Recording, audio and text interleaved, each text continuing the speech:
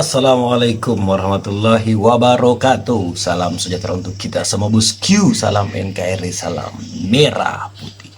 Mari kita simak videonya. Kekuatan asli Jokowi akan terbukti dengan dirikan partai politik. Guys, selama ini gerakan politik Jokowi itu bener-bener kuat dan strategis banget loh. Sayangnya banyak yang meragukan seberapa kuat pengaruh mantan presiden ini di dunia perpolitikan Indonesia. Nah, bagi Saiful Anam dari Pusat Riset Politik, Hukum dan Kebijakan Indonesia, jika Jokowi dirikan partai politik, Saiful bilang klaim Jokowi membantu Prabowo di Pilpres 2024 akan terbukti jika Jokowi berhasil dirikan partai politik. Ini ngasih bukti seberapa besar Jokowi berhasil menarik suara rakyat. Bagi Saiful, kekuatan asli Jokowi baru akan ketahuan jika di 2029 nanti dia dirikan partai politik. Menurut kalian, seberapa besar sih guys pengaruh Jokowi di perpolitikan? Dijawab aja silakan.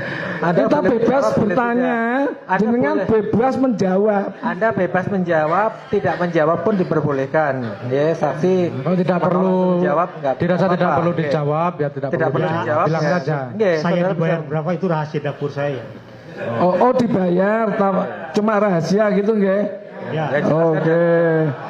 Jadi saksi ahli itu kan biasa saja ada bayaran. Tolong penonton nggih, saya ingatkan. Sekali lagi, saya udah berkali-kali mengingatkan. Yang Nggih. bersangkutan ini kapasitasnya sebagai profesional. Masalah dibayar itu ya yang mengundang ya Ya, profesional juga. kita semua Nggak tahu. perlu. Enggak, Oke, ini kita kan semua saya tahu. tanya, saya bertanya. Masalah enggak mau jawab juga enggak apa-apa. Nggak apa-apa, sudah Kan itu. dijawab tadi. Nggih, Perlu dijelaskan. oke. Nggih. Ini kalau nanti saya borong semua enggak enak. Tadi sudah borong Mas apa? Saya rasa berapa orang sudah? Sampai nyolot sampai sekarang rapotnya nggak ada. Pertanyaan saya Anda jawab dulu. Iya, Ada ndak ijazah semester 5-nya? itu yang terlampir. Ini saya belum selesai, Yang Mulia. Bukan, raport semester 5-nya ada atau tidak? Ini mau saya sampaikan ini sebenarnya. Mana dia? Tunggu dulu. Sebentar. Jadi Udah. begini, Yang Mulia. Anda ada atau tidak dulu yang raport semester 5-nya? Ada di buku induk, Yang Mulia. Di buku induk ini Iya. sudah lihat itu cuma 4 semester, Pak. Iya. Yang semester 5-nya ada atau tidak? Nah, itu sesuai apa yang ada di buku induk aja, Yang Mulia. Ya, namun begini, Yang Mulia. Ya. Namun begini, mohon izin, Yang Mulia. Ya. Biar kita terang dan lurus, Yang Mulia. Bukan. Maksudnya begini, izin, Yang Mulia. Jangan Anda tidak boleh nanya ke situ. Iya. Saya tanya Anda sekarang. Ada tidak raport semester 5-nya? Ada sesuai Mana? dengan yang di buku induk. Yang tertera di buku induk yang kami sampaikan. Coba Anda ke sini. Iya, di buku induk, Yang Mulia. Anda ke sini. Baik. Nilainya itu cuma ada sampai semester 4. Benar, Yang Mulia. Ya, mana yang semester 5-nya? Maksud saya karena beliau sakit, Yang Mulia, dioperasi dan buktinya ada, Yang Mulia. Namun kita kan untuk menangkal Bukan. ini kurang. Tadi kan saya tanya, ada atau tidak raport semester 5-nya? Kan itu pertanyaan saya kan? Betul. Ada atau tidak? Tidak ada. Nah, udah, kembali ke tempat duduk. Alumni mana? UI? Unhas? UGM? Trisakti? Gelar? S3? Ijazah asli? Asli? Kerjaan? Direktur? Jangan sombong. Baru direktur. Di Konoha no lihat no. Ya, cuma fotokopian doang. Presiden. Pak Jokowi udah 3 kali ikut pemilu, Pak. Berarti ijazah udah dicek semua, Pak. Berarti udah ditunjukin ijazahnya. Paham nggak? Pak, Bapak saya ajarin cara berpikir lebih kritis, lebih cerdas. Jangankan cuma data ijazah palsu. Kira-kira lebih sulit mana? Meloloskan data ijazah palsu dengan meloloskan data pertamax palsu. Di negara ini, Pak, tidak ada yang tidak mungkin. Asal ada uang banyak, ada backingan, semua data palsu bisa lolos. Pertamax palsu, data pertamax palsu, selama 6 tahun bisa lolos. Apa di Pertamina itu tidak ada tim akuntan, tidak ada tim audit? Kok bisa data pertamax palsu lolos selama 6 tahun? Saya ini seorang pengusaha, Pak, biarpun pengusaha kecil. Saya paham benar. Barang yang dibawa anak buah saya, satu aja selisih. Saya paham kok, saya tahu kok. Apalagi itu miliaran barel pertamax palsu bisa lolos dari tim audit, tim akuntan. Ini menurut saya mustahil, Pak. Tapi Ini Indonesia, Pak. Wajar, karena di Indonesia apapun bisa lolos asal ada uang, ada backingan. Kalau cuma meloloskan data ijazah palsu, itu sangat mudah sekali, Pak. Dulu aja ada mobil mereknya palsu aja bisa lolos kok. Maksudnya lolos bahwa itu diakui sebagai produk anak bangsa. Itu kan dagelan, sebuah kebodohan yang dipamerkan. Padahal itu cuma mobil Cina yang dirubah logonya. Itu aja bisa diakui sebagai merek SMK. Apalagi cuma meloloskan data ijazah palsu. Pakai akal sehat, Pak, biar Bapak lebih cerdas. Nanti kalau Bapak cerdas, anak-anak Bapak pun ikutan cerdas. Tapi kalau Bapak ini bodoh, anak-anak Bapak pun nanti akan ikutan bodoh. Salam akal sehat, salam waras. Biar dia ngaku insinyur, ngaku DRS, ya biar semau-semau dia. Ngaku aja kok, ngaku apa aja kan boleh, gitu loh. Ya, tapi setidak-tidaknya nih Pak, kalau sudah kuliah di UGM, logikanya ya lulus SMA lah Pak. Masa bisa keterima SMA, kalau keterima UGM kalau nggak lulus SMA? Lah, makanya otomatis kan dengan gugatan kita, nanti kan orang menyimpulkan sendiri, berarti insinyurnya juga bodong. Karena mana mungkin ijazah SMA aja nggak punya bisa ke UGM, gitu loh. Masa kita mengajari itik berenang, rakyat akan menyimpulkan begitu. Sekarang kita beralih ke materinya ya. Mbak Rahma ini orang mana? Jawa Timur. Jawa lah, pokoknya Jawa ya. Pasti pernah dengar idiom Jawa yang namanya wong legan golek momongan. Saya yakin Pak Indro Cahyono ngerti. Jadi itu menyusukan beruk di hutan. Ya. Ngapain UGM repot-repot bikin jumpa pers, pokoknya kita gugat bukan ijazah UGM-nya. Bukan berarti karena ijazah UGM-nya palsu, asli. Tetapi itu lemah kalau kita gugat UGM-nya. Karena yang ada di syarat konstitusi itu cuma ijazah SMA. Nah, jadi rupanya yang SMA-nya ini ketakutan, nggak ada yang muncul sekalipun. Mahmud Nurwindu yang saya sebut jutaan kali. Yang jelas-jelas kesaksiannya palsu, dia nggak pernah sebangku, ngomong sebangku, gitu loh. Oh, jadi Pak Mahmud ini mengaku teman sebangkunya Jokowi? Iya, kan dokumennya ada di mana-mana. Saya sebangku sejak kelas 1, 2, 3, Jokowi ranking 1. Kalau saya contekin nggak boleh, ya itu Mahmud itu bohong semua. Oh, nggak kemana sekarang Mahmud itu? Mahmud jadi komisaris, Mbak Rahma, komisaris petrokimia. Mungkin karena teman sebangku, Pak. Ya, masalahnya bukan teman sebangku, dianya ya karena bohong itu, gitu loh. Seperti Aris Sujito bohong di pengadilan, sebenarnya bisa saya tuntut, itu kesaksian palsu. Dari mana Pak Bambang tahu kalau Mahmud itu bohong? Siapa tahu benar. Gimana?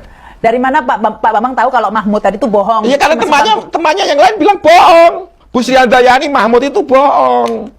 Nah, itu yang tadi saya tanya. Oke. Pak Bambang ini ngumpulkan datanya itu bagaimana? Apakah Pak Bambang ngecek ke sekolahannya, ke SMA-nya?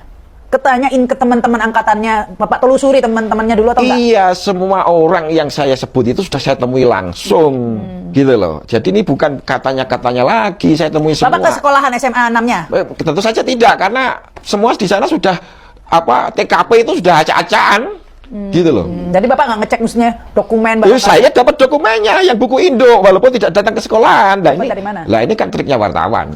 Nah, gitu. Buku Indo apa itu yang? Buku Indonya itu, yang Joko Wahyudi itu, yang diakui Pak Jokowi itu. Nanti saya tunjukkan deh, maksudnya setelah off air ya, supaya tidak ada banyak waktu. Iya. Terus lanjut lagi setelah itu soal konpres tadi. Ya, konpres tadi, wong legan golek momongan itu kurang kerjaan UGM. Jadi mereka kayaknya dipaksa Pak Jokowi, ya toh, supaya kita perang urat saraf seolah-olah yang ngomong rektor, doktor, itu kan sudah otoritatif gitu. Padahal jauh panggang dari api, yang kita tanya apa, yang dijawab apa, gitu loh, ya kan? Jadi yang diharapkan Pak Bambang ini klarifikasi dari kepala sekolah SMA. Betul, yang saya sebut nama-namanya itu, teman-temannya yang saya sebut itu Mahmud, Bu Sri Handayani, terus yang temannya kelas 1 yang ngomong Pak Jokowi nggak naik kelas 2 kali itu namanya Suryo Atmanto. Sekarang komisaris PT Bukit Asam, ya anak perusahaannya. Sigit Arianto, para rombongan pembohong ini supaya konferensi pers supaya bisa saya bantah, gitu loh. Lah yang UGM kok tahu-tahu muncul itu apa urgensinya, gitu loh. Karena mereka nggak kita gugat di dalam dalam gugatan kita melawan hukum. Pak Jokowi ijazah UGM-nya palsu pun nggak ada masalah secara konstitusi. Ya tapi pidana, Pak. Gimana? Pidana maksudnya. Pidana kalau menyangkut presiden bisa dideponerin Jaksa Agung. Hah? Iya loh. Ini bodoh kalau kita menggugat ijazah UGM-nya. Tapi bukan berarti kita tidak menggugat ijazah UGM-nya itu sebagai palsu, bukan berarti karena itu asli, tapi karena itu strategi kita. Jadi begini, ini semua kalau kita berhasil kita buktikan gugatan ijazah SMA Pak Jokowi tidak sah di pengadilan, gitu ya, syaratnya tidak sah, dia presiden nggak sah, gitu. Berarti semua keputusan dia yang diambil selama jadi presiden tidak sah, termasuk utang-utangnya. Ya, untuk membebaskan utang. Nah, ini sebenarnya semua rakyat harus mendukung. Pak Jokowi ini bisa menjadi accidental hero baru kalau dia mengakui semua pemalsuannya itu, ya toh, di pengadilan, kemudian rakyat memaafkan, tetapi secara hukum internasional rakyat itu bebas utangnya yang selama dibikin oleh Pak Jokowi selama lo iya betul. Mimpi kali. Bukan, artinya lo betul. Dasar hukumnya harus mulai dari situ dulu. Gitu loh. Lah, soal pelaksanaannya kita harus meniru Israel. Israel itu berdiri dengan melanggar seluruh hukum internasional. Kenapa bisa? Gitu loh. Sebagai bangsa semangat dong. Mau membebaskan utang anak cucu kok nggak semangat? Ya utangnya terus gitu loh. Ini betul bisa diperdebatkan ya, tapi saya sudah meyakini itu lebih dari motivasi saya jauh lebih mulia. Saya nggak punya apa-apa. Saya bahkan menganjurkan udah kita maafkan Pak Jokowi. Itu kan yang salah kita semua. Ngapain kita tidak melototin KPU sejak awal gitu loh. Tetapi mengenai tadi ya saya membantah sedikit argumen Pak Indro ya, dengan segala hormat. Kan katanya sudah diverifikasi waktu nyalon wali kota. Nyalon 2 kali, gubernur sekali, presiden 2 kali. Nah, itu ada presiden, Pak Jopin R. Saragih, mantan Bupati Simalungun, itu lolos ijazah SMA palsunya waktu nyalon bupati 2 kali juga. Tapi ketika nyalon menjadi gubernur Sumatera Utara, ketahuilah ijazah SMA dia itu melalui persidangan juga. Melalui persidangan resmi. Jadi Pak Bambang berharap seperti itu nanti. Saya yakin akan seperti itu. Sampai saat ini Pak Jokowi juga nggak pernah membantah. Mana? Caranya membantah gampang, tunjukkan ijazah SMA-nya, selesai. Kalau saya dianggap telah membuat keonaran, tembak mati saya. Tapi buktikan dulu mana ijazah asli Pak Jokowi, kan gitu kan. Jumlah rekan kuliah Presiden ke-7 RI Joko Widodo muncul memberikan pembelaan. Sekarang banyak orang mencari panggung menjadi saksi membelanya, tapi cuma modal omon-omon tanpa memperlihatkan apa yang menjadi tuntutan masyarakat. Pastinya ya ijazah aslinya. Ya kalau cuma modal omon-omon aja,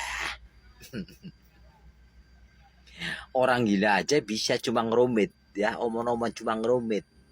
Tapi untuk pembuktian juga nggak bisa, karena nggak ada yang untuk diperlihatkan tuh. Masa iya mau disamakan dengan orang gila? Ya seharusnya ya malu gitu ya. Jadi kalau memang nggak punya bukti, entah itu foto atau nyata gitu ya, ya foto zaman dulu waktu ya pas lagi wisudan gitu ya, diperlihatkan kan pamer-pameran itu ya biasanya tuh. Kalau saya waktu di SMA kan pamer-pameran ijazah aslinya gitu ya, coba perlihatkan keasliannya gitu ya, jangan cuma modal omon-omon, bukannya ya menyelesaikan permasalahan, justru memperkeruh, memperpanjang permasalahan gitu. Seharusnya malu dengan ya sebagai alumni yang katanya universitas yang ternama. Tapi ya tidak memperlihatkan sebagai alumni universitas yang ternama lah.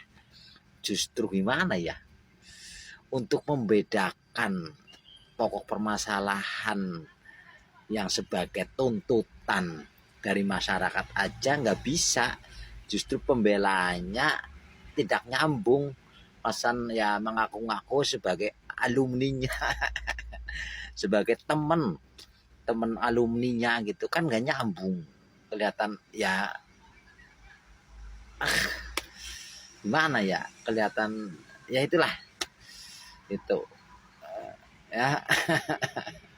Jangan malu-maluin lah yang sebagai ya alumni itu, kalau memang alumni universitas yang ternama itu ya.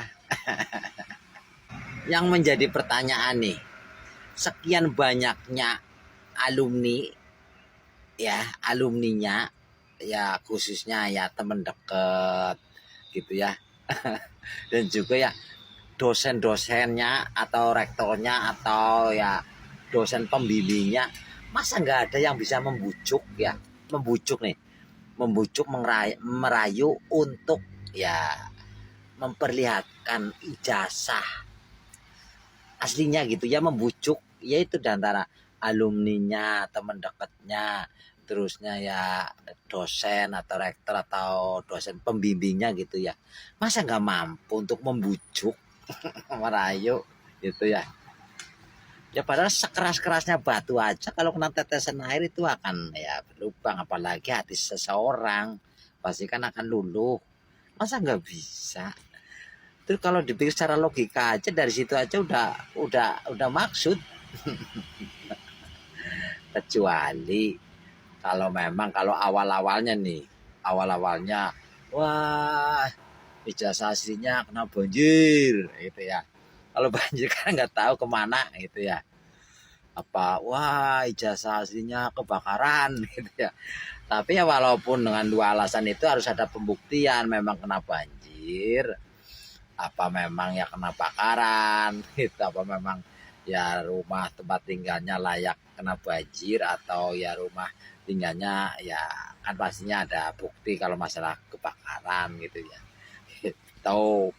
Tapi karena memang di area awalnya ngomongnya ada, tapi nyatanya sampai sekarang udah 10 tahun berjalan belum bisa memperlihatkan, yaitu jadinya salah sendiri, sulit karena tidak ada yang bisa buat untuk diperlihatkan lah sebagai tuntutan dari masyarakat pastinya ya. Dari sini aja seharusnya udah paham nih, sebagai alumninya, dosen atau rektor atau dosen pembimbingnya harus paham bahwa kalian semua itu hanya cuma sebatas ya apa itu namanya, hanya sebatas ya pembual lah. Pembohong, asli pembohong ya. Kalau memang bukan pembohong pasti udah bisa ya merayu, merujuk apa membujuk gitu ya tuh. Tapi karena ya itu, karena mau membujuk mau merayu gimana, kena barangnya nggak ada hasilnya, jadinya sulit ya. Dia cuma menarasikan kebohongan aja lah, kebohongan. Kami seperti apa sebenarnya proses verifikasi yang dilakukan UGM untuk memastikan keaslian semua ijazah alumni yang dipertanyakan khususnya untuk Joko Widodo? Baik, kami di Universitas Gadjah Mada khususnya di Fakultas Kehutanan, setiap mahasiswa punya dokumen yang disimpan di kami, setiap angkatan kemudian per orang begitu. Jadi dokumen-dokumen mulai dari pendaftaran, kemudian juga bahkan untuk slip pembayaran, kemudian nilai-nilai itu semua terdokumentasi dengan baik di Fakultas Kehutanan, sehingga untuk hal-hal yang seperti ini sebetulnya kalau benar asli itu sangat mudah, karena kita akan membuka dokumen-dokumen yang ada di kami, kemudian kita cocokkan yang ada di masyarakat, dan itu kita katakan sebagai dokumen yang asli begitu. Tapi kalau tanggapan Anda soal ini kan dibilang katanya format penulisannya yang berbeda gitu, pasti akan dengan mudah membedakan mana yang ijazah asli, mana yang kemudian tidak asli gitu. Ya. Jadi begini Mbak, kebetulan kami sudah meneliti mengenai ijazah-ijazah kebetulan yang lulus pada tahun yang sama. Untuk Pak Jokowi yang lulus pada November tahun 1985, kami meneliti ijazah-ijazah kawan-kawannya yang kebetulan lulus pada bulan tersebut. Dan ternyata ijazah itu sama persis, di mana kami memang memiliki format yang sedikit berbeda dengan yang lain, di mana untuk kami itu ijazah ditulis dengan tulisan halus begitu Mbak. Oke. Berarti kalau sudah memverifikasi, sudah ada klarifikasi juga, akankah kemudian UGM melakukan gugatan mungkin terhadap mereka yang menuding ijazah Jokowi ini palsu? Nih, Ibu Rektor Universitas Gadjah Mada, cantik dan pasti cerdas kan? Tapi kasihan akhir-akhir ini, dihujat, diserang, dimaki-maki, dianggap pembohong, merusak nama baik UGM. Lah, padahal perempuan, saya percaya kalau perempuan akademisi memiliki integritas yang tinggi. Makanya saya tidak percaya dia berbohong. Hanya pada saat dia menjelaskan terkait dengan ijazah Pak Jokowi, pada saat dia jelaskan itu, keliru. Kenapa keliru? Ibu Rektor, Ibu itu tidak pegang ijazah aslinya Pak Jokowi. Di UGM tidak ada ijazah aslinya Pak Jokowi. Ijazah aslinya Pak Jokowi ada sama Pak Jokowi sendiri. Kalau ada, di UGM atau di setiap kampus, setiap sekolah tempat kita belajar, hanya mencatat administrasi kemahasiswaan kita. S1, S2, S3. Kalau Pak Jokowi masuk di UGM tahun 1980 misalnya, yang bisa diketahui jalur apa masuknya. Undangan atau bebas tes, ataukah melalui seleksi reguler. Itu tercatat. Yang kemudian, nomor induk kemahasiswanya. Itu pasti ada. Di jurusan tempat dia belajar. Nah, berapa lama dia belajar? Indeks prestasinya berapa? Itu ketahuan di jurusan atau di dokumen fakultas tempat dia belajar. Begitu. Ijazahnya, ini nomor seri ijazahnya pasti ada di UGM. Ibu hanya perlu menjelaskan nomor seri ijazahnya Pak Jokowi sekian. Gitu. Dan di jurusan itu sekian mahasiswanya, nomor sekian juga nomor seri ijazahnya. Itu Ibu bisa menjelaskan itu. Tapi ijazah ngotot membela ijazah aslinya, Ibu keliru. Nah, gitu. Nah, itu juga kekeliruan Ibu juga mempermalukan UGM. Jadi karena tegang barangkali ya, diserang dari mana-mana sehingga kecantikannya hilang menjadi stres gitu. Ini ya jangan begitu ke depan. Nah, kalau mau kembali menyatakan ijazahnya Pak Jokowi asli, maka mintalah ijazahnya itu dari Pak Jokowi. Untuk tunjukkan ke publik. Pak Jokowi menyimpan ijazahnya sendiri atau pada orang tertentu atau di tempat tertentu. Ya, haknya beliau kalau mau menunjukkan atau tidak menunjukkan. Tetapi karena beliau sudah jadi presiden, sudah menciptakan kehebohan, heboh di publik ini ya, wajarnya juga beliau menunjukkan keaslian ijazahnya itu supaya menyudahi kehebohan di publik. Kalau beliau, saya yakin seorang negarawan pasti akan menunjukkan itu.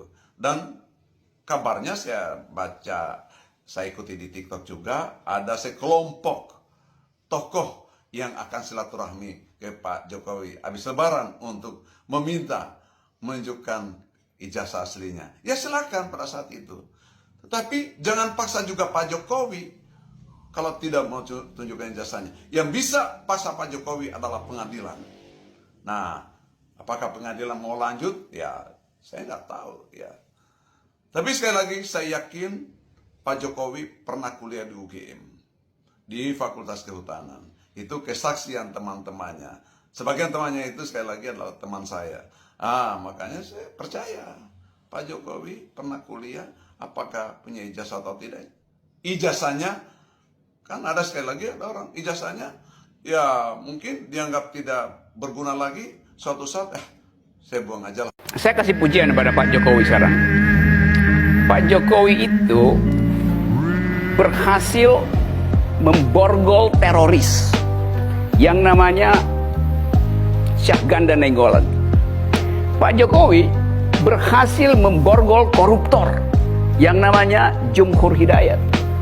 Pak Jokowi berhasil memborgol penggelap pajak yang namanya Anton Permana. Tapi bohong. Semuanya adalah pekerja demokrasi itu. Presiden itu ya, walaupun goblok, ya, saya nggak sebut namanya siapa, ya, saya nggak bilang siapa-siapa. Ini presiden dalam artian umum. Walaupun orangnya itu goblok, ya, segoblok-goblok dia presiden. Kami ini saya, Pak Amin dan lain yang ngaku pintar ini, nggak ada apa-apanya. Kita bukan siapa-siapa. Saya bilang segoblok-goblok presiden. Dia presiden, dipanggil Panglima TNI. Nah, hari ini saudara saya pecat. Berhenti itu Panglima TNI. Nggak bisa ngelawan. Tanya nih sama Pak Gatot sebelah saya. Pak Gatot senyum-senyum pun.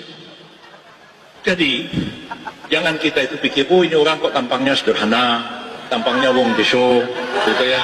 Pas sudah pilih jadi presiden, tampang wong deso nggak deso itu bisa aja jadi diktator. Tampang deso nggak deso bisa aja pro asing, tidak pro pada rakyatnya sendiri. Jadi permohonan kedua pemohon untuk mendiskualifikasi baik Prabowo Gibran dua-duanya ataupun hanya Gibran saja itu ditolak oleh Mahkamah Konstitusi. Itu yang harus diingat betul ya. Jadi pencalonan Pak Gibran itu sah. Terima kasih atas kesabaran karena kami menunggu kami mengikuti prosesi pelantikan dan penandatanganan berita acara dan kemudian foto bersama di depan Istana Merdeka. Kalau Pak Jokowi dulu pintunya sana ujung, tapi nggak ngantri kayak gini, teratur masuk. Saya kan udah 3 kali open house. Dari Pak Jokowi? Pak Jokowi ya. Berarti udah pengalaman. Iya sering lah, sering kemarin. Berarti harapannya ini lebih cepat lagi, udahlah biar bisa masuk aja semuanya. Mana ini begini dari tani mampet, mana lapar lagi. Haus, lapar lagi. Aqua gitu belum? Aqua mana? Aqua boro-boro sebotol. Pak Jokowi lancar, bener sih, lebih awas saya kira sendiri. Saya bukannya ngomong bohong, kalau begini bisa jadi pingsan orang. Kami yang pertama kali bilang bahwa Mahkamah Konstitusi akan membuka jalan bagi Gibran. Ya waktu itu kami tayang hari Sabtu. Putusannya kalau nggak salah 16 Oktober ya. Hari Senin dibacakan. Bikin saya meriang. Oh iya, dari pagi sampai siang, itu semua ditolak oleh MK. Mati kalau kemudian sampai yang terakhir itu ditolak. Saya sampai bilang nih kalau kemudian kita sampai salah di sini, udahlah pikirkan untuk bubarkan aja itu bocor halus. Saya yang bilang tuh, begitu putusan pertama yang tentang apa tuh, yang jam 9 itu kan kita bilang ini bakal gol, tapi kemudian ya tapi bukan yang utama ya. Iya, bukan yang terakhir. Itu nggak sesuai dengan yang apa yang kita bilang, tapi untuk yang utama. Saya bilang ini kalau salah nanti yang utama jam 12 udah tutup aja bocor halus. Ngeri juga ya. Keras bang di Tempo itu. Nggak enak makan minum itu sehari gitu. Lu meriang dong berapa jam tuh? Ada jam 9 sampai jam putusan jam berapa? Sore ya, menjelang sore, siang menjelang sore gitu dan itu deg-degan banget. Bener kan nih? Ternyata begitu putusan 90 dibacakan benar. Saya tunggu ya.